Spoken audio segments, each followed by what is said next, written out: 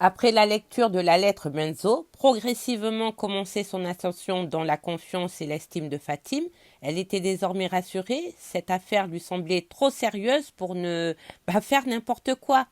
Au moment de se séparer, elle lui remit 5 000 francs pour affranchir le courrier et lui paya son transport.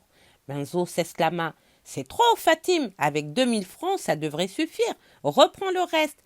Non, écoute-moi bien, Benzo. Garde tout et d'ailleurs, ne te gêne pas avec moi. Chaque fois que tu auras des soucis d'argent, dis-toi que nous sommes deux à trouver une solution, mon cher cousin.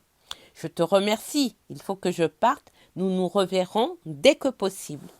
Benzo expédia très rapidement le courrier. Les sommes qu'il recevait de Fatim avaient radicalement changé son train de vie. On sentait qu'il avait appris à se débrouiller. Dans l'attente d'une réponse en provenance de Paris, il continuait à mener une vie tranquille, sans que personne ne sache de quel bois se chauffait-il. Personne ne savait comment arrivait-il à s'en sortir et comment il se débrouillait sans travail. Il avait changé son look, costume, chemise et pantalon tous griffés, nouvelle paire de chaussures, bref, on sentait un changement notoire dans sa tenue vestimentaire. À son retour chez lui, il trouva que la petite Marie, sa cousine, était de retour de Kindia, où elle était partie rendre visite à sa grand-mère.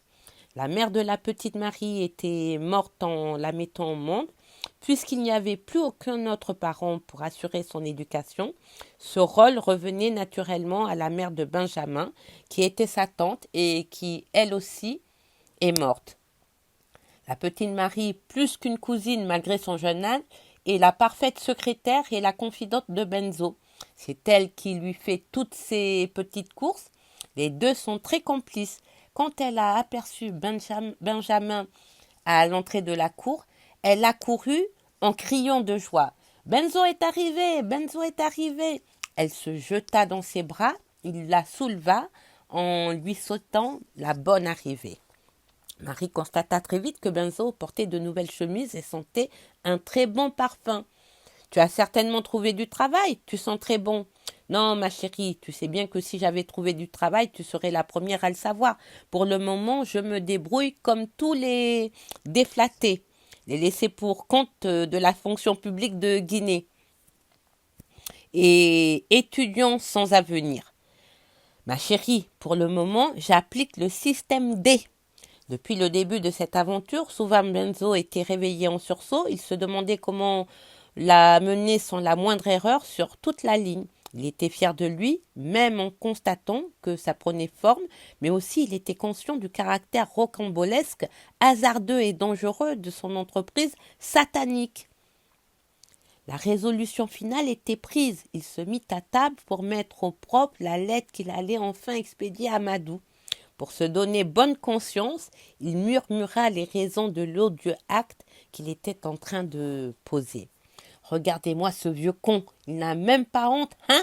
Un copain de mon père qui veut à son âge se marier avec une jeune fille. Il précise d'ailleurs une très jolie fille.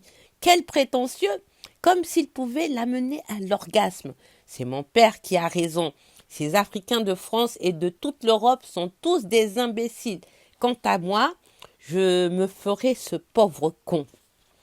Il prit la pile de papier et son stylo, cyniquement, commença à écrire la lettre.